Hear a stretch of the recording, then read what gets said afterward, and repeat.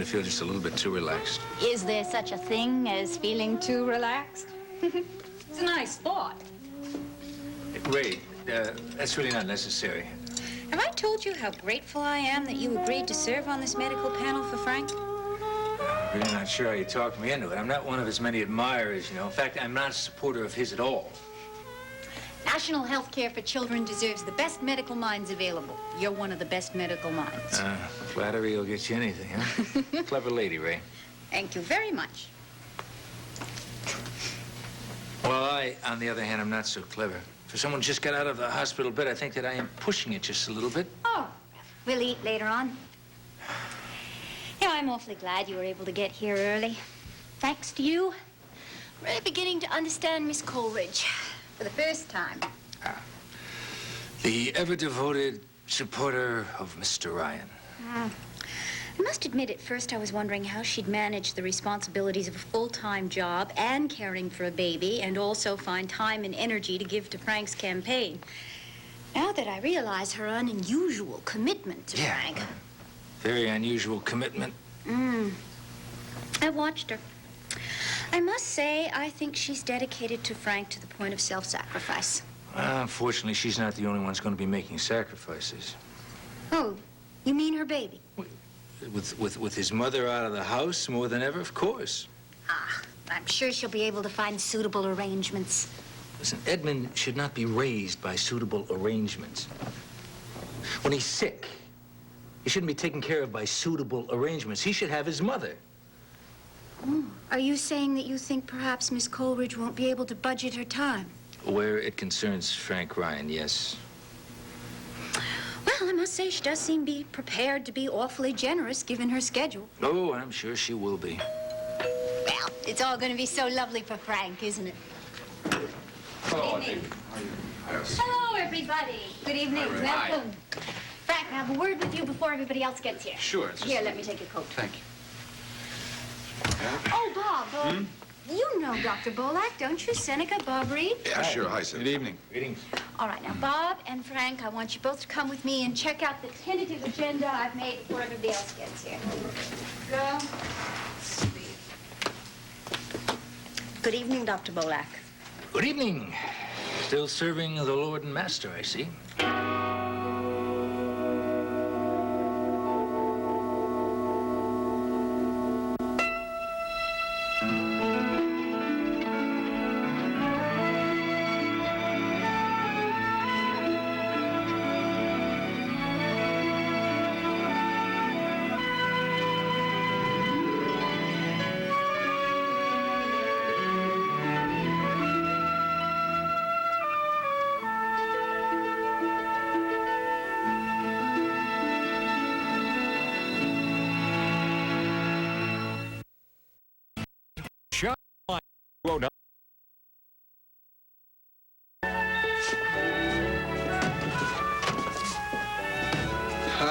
The Ocean Voyager, the traveler to sunny climes. Hello, Kevin.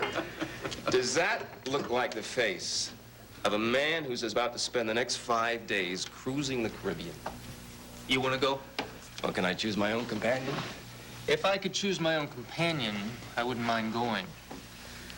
The more I think about 5 days with Delia, the more I find myself wishing that somebody would come running across the street from the hospital yelling, "Hey, Dr. Ryan, it's been a terrible mistake. You can't be spared." Patrick, why are you doing it then? I mean, here you are. You're supposed to be going off for what should be a terrific time, and you look absolutely miserable. Buck, I know that I have to make the break. I don't want to do it until Delia is well again. Well, did you ever think that maybe the longer things go on, the harder it's going to be? Right. But how do I go to her now when she's sick, blind, dependent on me, and say, "I'm sorry, it's all been a great big mistake. I'm leaving you." Oh, it really drives me crazy is why isn't she getting better? I mean, the family's done everything they can. Her eyesight ought to be back by now. Well, it will. That's for sure. There isn't a single minute of a single day these past few weeks where I haven't been thinking somewhere in the back of my head about going to Faith and saying, hey, listen, if you still care about me, and please don't get yourself tied up right now because I'm going to be free soon, and all I can think about doing is making everything up to you. Why didn't you? Kept hoping that I'd get Dee well first. Yeah. Finally decided I would do it. Before we went on the trip, so Faith wouldn't misunderstand. Only it's too late. Why too late? Delia laid some gossip on me a little while ago. I knew Faith had been staying with Tom in his apartment, taking care of him. Oh, Patrick, come on. That doesn't have to mean anything. Faith told Dee that she and Tom are lovers. Dee couldn't wait to tell me. Well, at least I won't make as big a fool of myself as I usually do. So you're not going to say anything now? Don't you think it's a little late? Maybe not. How can I? Up until now, I've been telling Faith that I was going to try and work it out with Dee. See, I set her free. I don't have any right to her, any claim. Tom's a perfectly nice guy. Patrick. You could still tell her. I mean, you can still walk away from Dee. Now, right now, I can't do either of those things. Faith has Tom. I have no right to interfere with that. And Delia still needs me. How can I walk away from her when she's blind? There's something wrong with that. I just wish I knew what. Thank you, Doctor. Come again. Is Kevin there? Yep, here I am, love. Can I help you? Yeah, well, I've managed this far, but maybe you could just get me around All the right, bar. just here. Hold on. Okay, I got it. Yeah, mind the bags over there. Okay. Right. Over to your right. Okay. That's it. I guess I feel a little bit helpless. Is, anybody here? Is Patty here?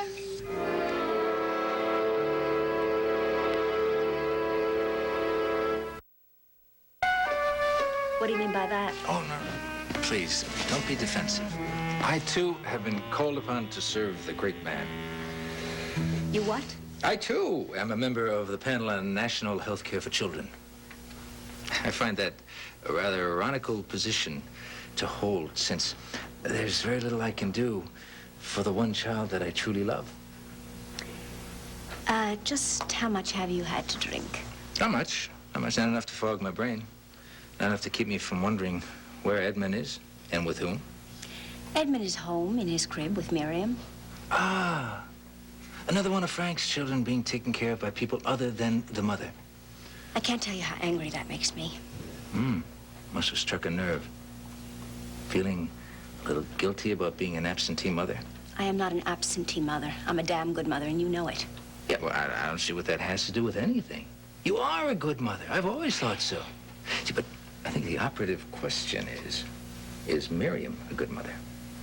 Miriam raised me, Faith, and Roger. I would trust her with anyone and anything. She's intelligent and loving and hardworking. It kind of goes from generation to generation, doesn't it? I mean, your mother turned you over to hired help, and then you turned Edmund over. Miriam is not hired help. No. She isn't Edmund's mother either. I am with Edmund every chance I get. I give him breakfast in the morning.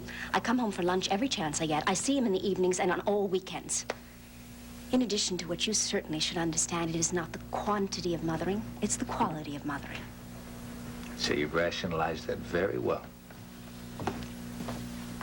Is there something going on over there? I don't know. Frank, if we want to change this agenda before the others get here, we'd better start doing it right now. Now, you wanted to reverse items 2 and 3, right? Yeah, I really do, Ray. Infant care has to be the first priority. Okay, well then if we just do it like this, would that be right? That's exactly. What about marrying Frank? Making a real home for Edmund? That's a possibility. And? And I'm not ready to make that decision. I won't be until after November. November. How convenient. Just what do you mean by that? You know, it occurs to me that you always have a reason for not getting married. Like you didn't marry Frank when you first had the chance. You certainly broke it off with me just in the nick of time. With good reason.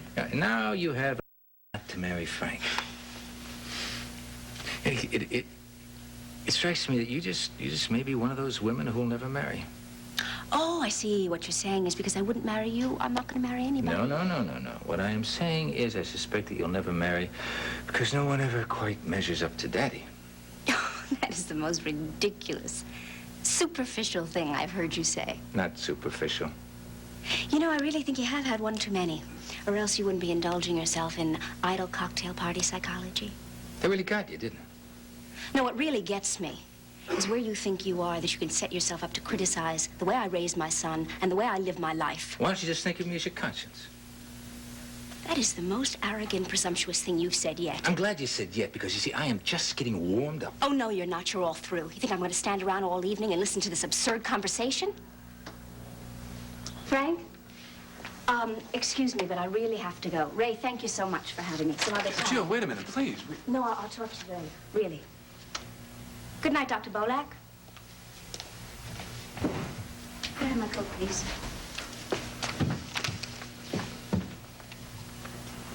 Thank you.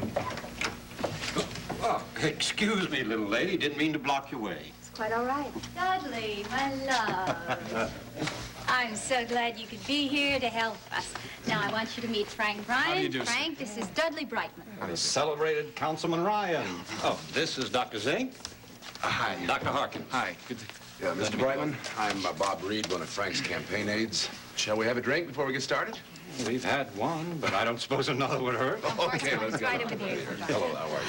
Oh, Dudley, I don't believe you know Dr. Bolak. Seneca, this is Miss Dudley Brightman. Hello. How do you do? And this is Dr. Zink. Dr. Harkins. Well, shall we? What's your pleasure?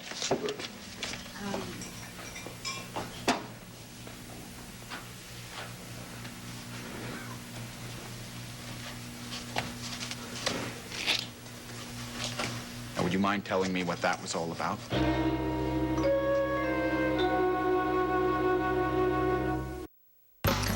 I can't believe the Don't. Soap for your favorite And friends. store prices. Go to fragrance.com. Just the usual throng of customers and friends. And here's one to assist you. Evening, Dad. Bucky? Yeah. Hi. Maybe you could help me get into a chair. Is that okay? Yeah. Come on, just about 3 steps. 1, 2, 3, 4. Yeah, okay, now right there. Now turn. Okay. Okay, sit. You got it? Thank you. Must be, excited about the cruise, huh? Oh, yeah, really. Is, Patty here? No, he isn't. He isn't. No, he just said something about going out for a breath of air. I mean, his bags are here, so he ought to be right back. Yeah. Bucky, could I ask you something? Yeah, anything. Well, I just wanted to find out if everybody at the hospital was mad at Patty for going away with me. Oh, no. No, it's just... See, I realize, I know I've been a terrible burden to him, and I just needed him so badly, so I figured when this opportunity came up, I just wanted him to have it. You know, that's why I insisted on it. Well, that's, very generous of you. Look, I don't want you to think that I'm making a tremendous sacrifice for Pat. It's not that at all. I guess I feel like I would do anything for him. You know, Bucky, sometimes I lie awake at night and I think, what could I do for him? And I think, well, maybe if he had a horrible kidney disease or something like that, well, I would give him one of my kidneys so that he could live and he wouldn't die. It's that I love him so much and I just want to prove that to him. Well, maybe you should think of something that doesn't get him so close to death's door, you know. Yeah, well, maybe that's why this trip would be very good for him. He's getting so tired again, and I just feel guilty all the time. Oh, yeah, Dee. Guilt's a bad trip. Yeah. Yeah. You know, I don't think there are many people in this world. Well, maybe Maeve realizes this, but Patty's just the most wonderful and loving and kind person. You know, I don't think that I would be alive if it wasn't for him. So you like to pay him back? I would. I would do anything, anything. Well, listen, now just listen, okay? Okay. Why don't you think about postponing the trip? I mean, because things are tight at the hospital. That's why he needs the trip. Because things are always tight at the hospital. Now, what he needs right now is to get on that ship, and he needs some sleep, he needs to lie in the sun, he needs to have some fun. Yeah. Yeah, I guess we all do when it comes to that. Yeah. Bucky, could I tell you a secret? Sure, babes. You won't tell Pat, you promise? No, swear. Okay. Well, it's funny, but sometimes I feel like I'm 16 years old, and I feel that Patty is looking at me like he looked at me the first time. And I feel like I'm sitting by the window, and I'm just in a ray of sunshine. I just feel loved, and I feel cared for, and... Well, I don't get what makes you feel that way. I don't know, maybe it's just the fact that we're going on this trip together. See, things have been kind of tense around here, and I feel like this trip is going to be, a new chance, a new beginning. I see. Yes, I'm Look, sorry. Yeah, no, look, it's okay. It's okay. I'm not really sensitive about being blind. You have to understand that. As a matter of fact, I know I'm going to get my eyesight back very soon. Yeah, you are. Yeah. You know, maybe you don't realize this, but I think it's because of Tom and Faith that we're going to get this new chance. Because of Tom and Faith. What? Yeah. See, I realize that Patty is taking this very hard about Faith, and sometimes I feel he's very sad about Faith being with Tom, and you know what I'm talking about. No, I don't know. Well, believe me, I know, and you could even ask Maeve.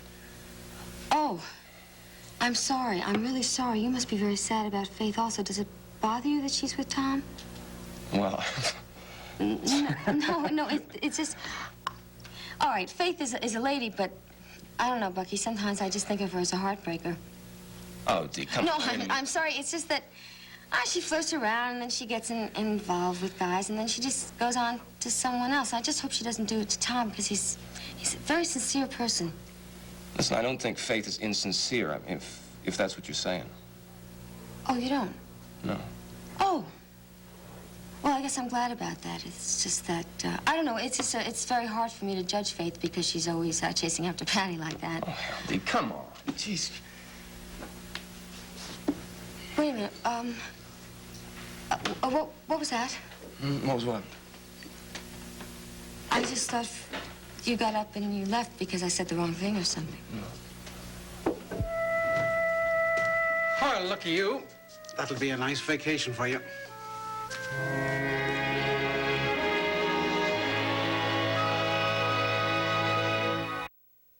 Hey, Kirsten, what's this? So you...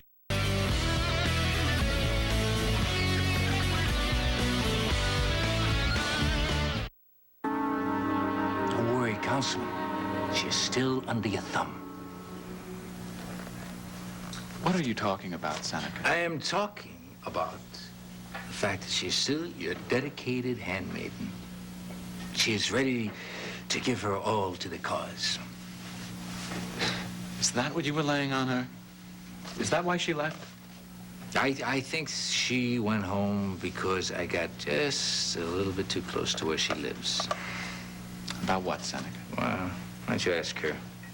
Because I'm asking you. Uh-huh. Wouldn't it be awful if I didn't satisfy your curiosity? And Councilman Ryan wouldn't have all the answers. Oh, that would be a terrible thing now, wouldn't it? Seneca, why do you insist on... I didn't expect things to get this intense until we were well into the agenda. Think we could postpone this little discussion until after the meeting, huh? Ray. Listen, my being here is a mistake. On the contrary, I think you're valuable, very valuable. No, listen. If I stay here, we are just going to get into it again. Well, you could answer my question. And you... Look, you got a lot of other experts here. That's terrific. See, I'm not going to be missed. Seneca, I wish you would stay, please. Believe me, wouldn't contribute anything valuable. Gentlemen, Dr. Zink, listen, I leave you the custody of Councilman Ryan.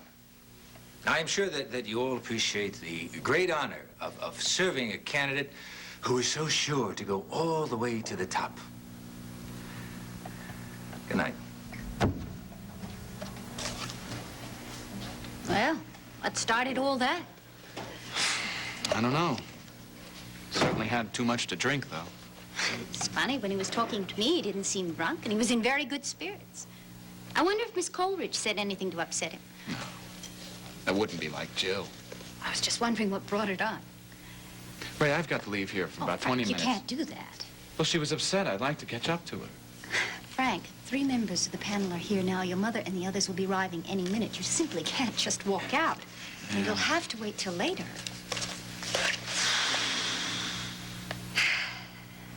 Miss Coleridge certainly is a very emotional person, isn't she? I hadn't realized how emotional.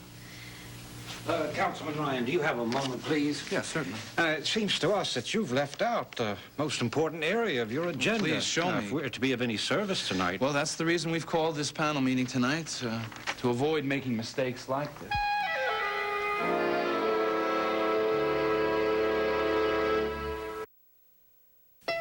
Get your popcorn ready for the Sunday night movie on SoapNet. We have the stars you want to snuggle up to. Brad Pitt, Liam Neeson, Nicolas Cage, and so many more. The Sunday night movie, Sunday nights at 10 p.m. on SoapNet.